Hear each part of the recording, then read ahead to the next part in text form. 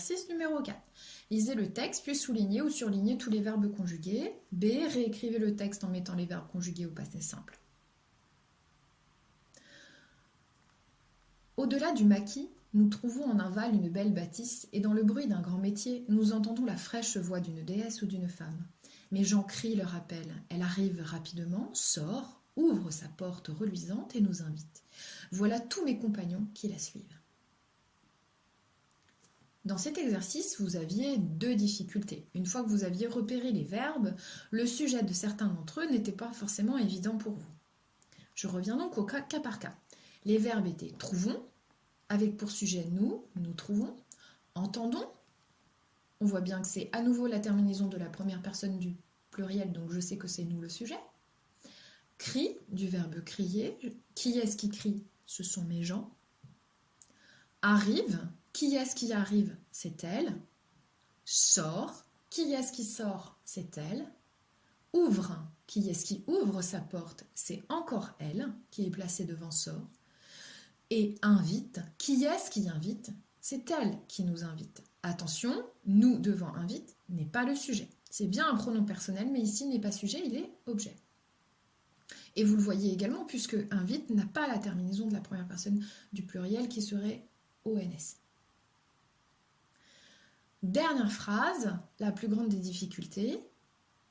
Il y a un seul verbe conjugué, suivre, du verbe suivre, mais il fallait identifier le sujet. Vous voyez que la terminaison c'est ENT, donc je cherche l'équivalent d'une troisième personne du pluriel.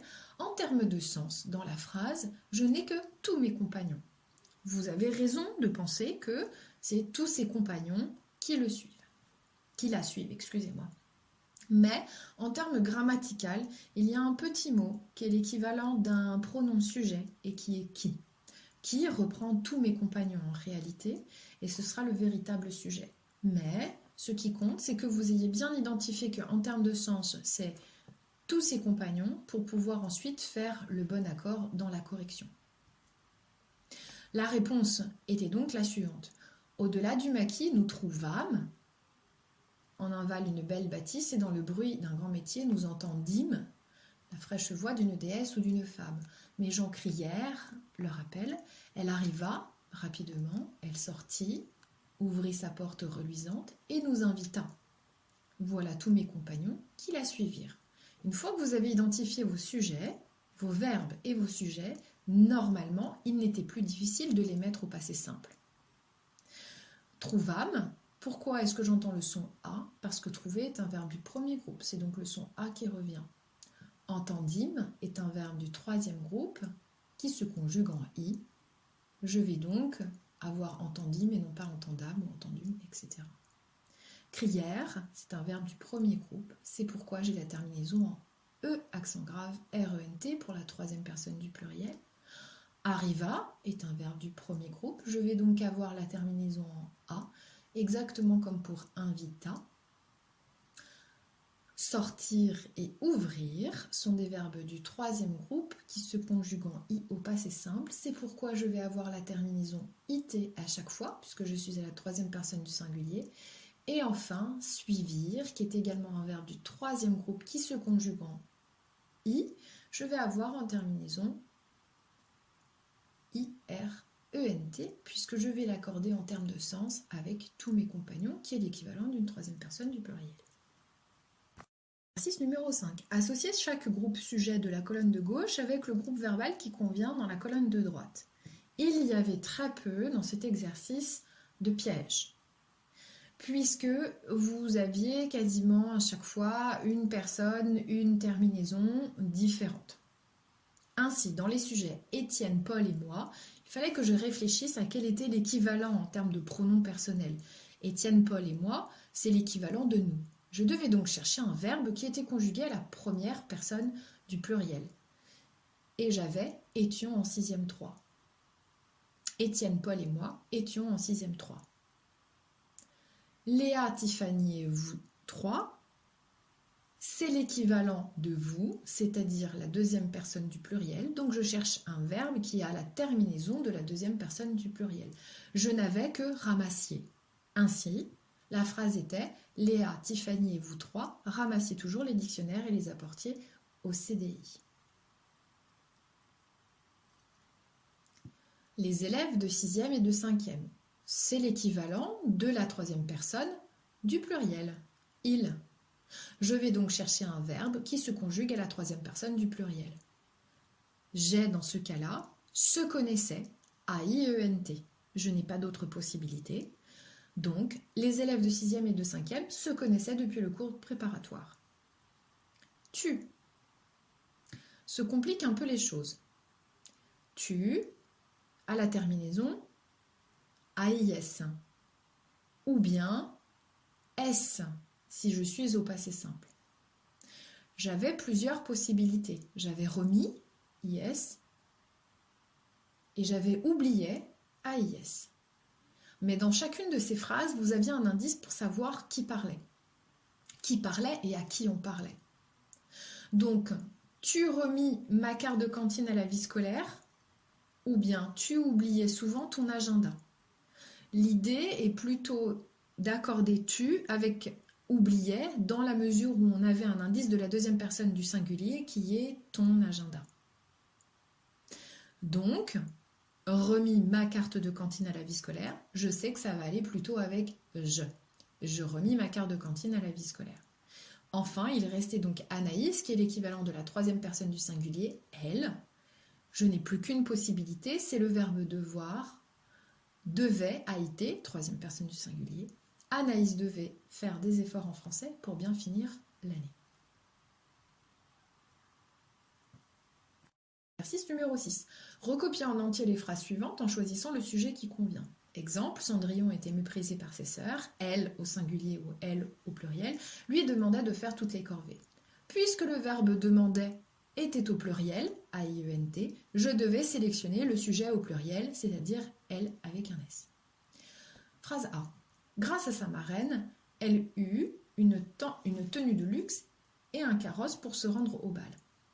Je vois que eut est conjugué à la troisième personne du singulier, comme l'indique la terminaison UT. Donc je vais choisir elle au singulier en sujet. B.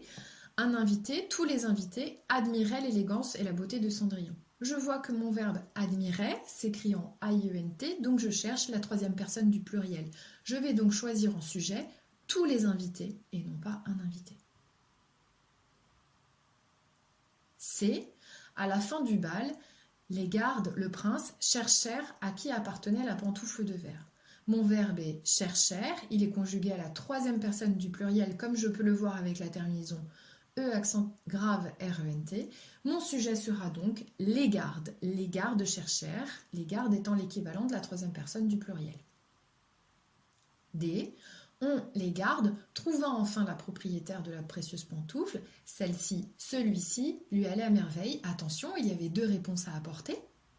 Donc, mon premier verbe retrouva, je vois que c'est la terminaison de la troisième personne du singulier pour les verbes du premier groupe au passé simple. Donc, je vais choisir on et non pas les gardes, puisque les gardes est un pluriel. On retrouva enfin la propriétaire. Et enfin, dans la deuxième partie de la phrase, le verbe allait, a été.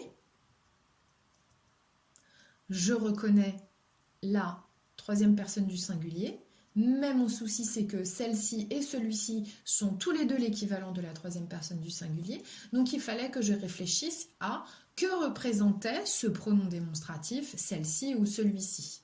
Dans la phrase, qu'est-ce qui allait à merveille? C'est la pantoufle. Donc, puisqu'on est en train de parler de la pantoufle, qui est du féminin singulier, je vais choisir celle-ci, et non pas celui-ci, en sujet du verbe aller. Exercice 7 et 8, dictée à choix multiples. Donc, vous aviez l'exercice A, qui était en fait l'exercice 7. Dans chaque groupe nominal qui vous est proposé, entourez la bonne réponse, puis réécrivez en entier le groupe nominal sans faire d'erreur. Donc, le déterminant des vous indiquait qu'il fallait choisir un nom et un adjectif au pluriel. Je choisis donc des légendes avec un S, ancienne avec un S. Et pourquoi ancienne plutôt qu'ancien? Puisque légende est un nom féminin, je vais choisir l'adjectif féminin. Et je n'oublie pas de le mettre au pluriel puisque légende est au pluriel, ce qui donne des légendes anciennes. Deuxième groupe nominal, mythe est un nom masculin au singulier. et il commence par une consonne. Donc je vais choisir ce et non pas cette, qui se place devant un nom masculin qui commence par une voyelle. Et je vais choisir antique sans S, puisque mythe est au singulier, ce qui donne ce mythe antique. Déesse, c'est un nom commun féminin singulier, donc je vais choisir en article défini la, et en adjectif, un adjectif qualificatif féminin singulier, je n'ai que romaine, qui se termine par un E et qui est sans S, ce qui donne la déesse romaine.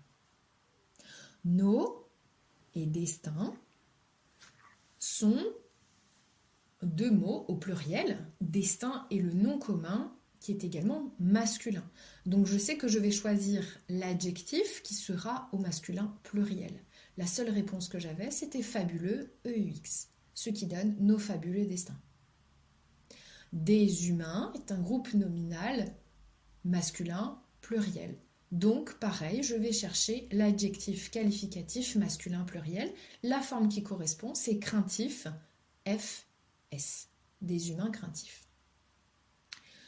Ce était un déterminant démonstratif masculin singulier, donc je vais chercher un nom masculin singulier. Donc je vais sélectionner monstre sans S et garder célèbre tel quel, ce qui donne ce monstre célèbre.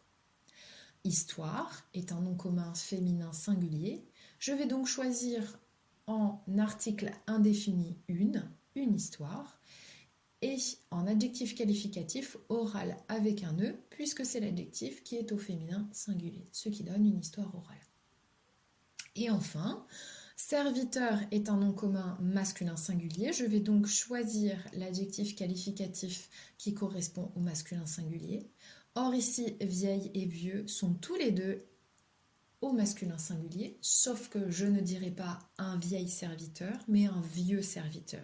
Vieille sera utilisé avec un nom masculin singulier qui commence par une voyelle ou par un H que l'on n'entend pas. Par exemple, je ne vais pas dire un vieux homme, je vais dire un vieil homme. C'est dans ce genre de cas qu'on utilisera donc cet adjectif qui apparaît dans l'exercice.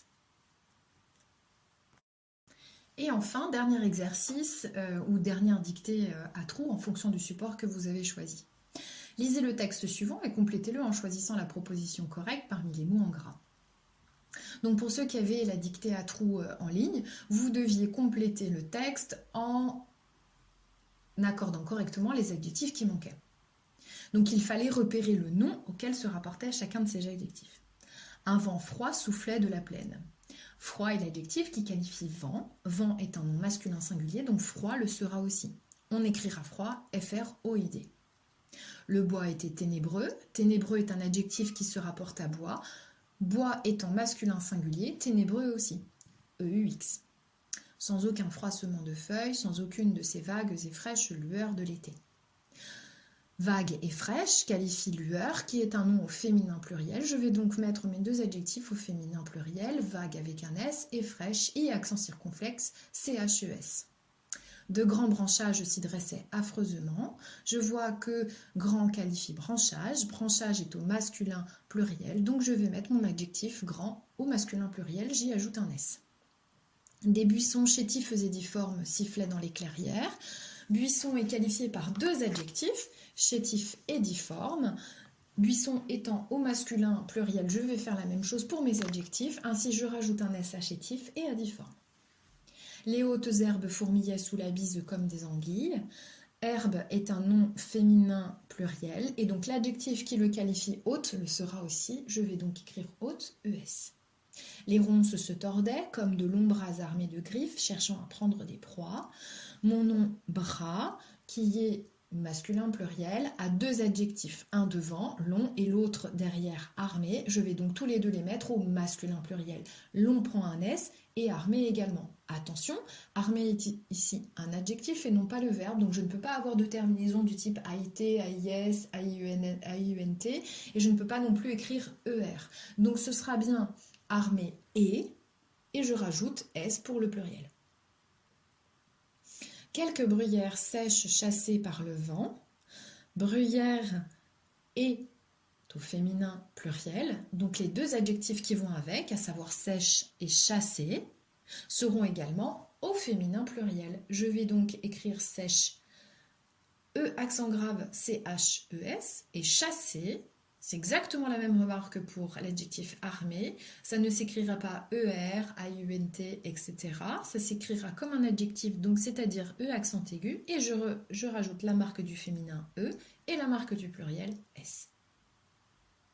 Enfin, dans les deux dernières phrases, de tous les côtés, il y avait des étendues lugubres. Lugubre qualifie étendu.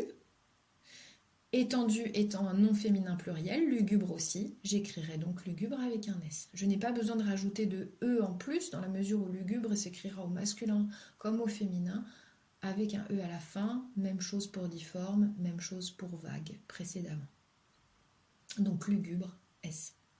L'obscurité était vertigineuse, c'est l'obscurité qui est vertigineuse, et donc vertigineuse qualifie l'obscurité qui est un nom féminin singulier, et donc vertigineuse s'écrira E-U-S-E. Voilà, je vous remercie de m'avoir écouté, j'espère que la correction vous aidera un petit peu à voir plus clair dans tout ce que vous avez fait et qu'elle vous permettra aussi de garder en mémoire ces différents éléments à vérifier dans votre prochaine relecture quand il faudra reprendre la correction de votre travail d'écriture et le mettre au propre. Bon courage et bonne semaine à tous.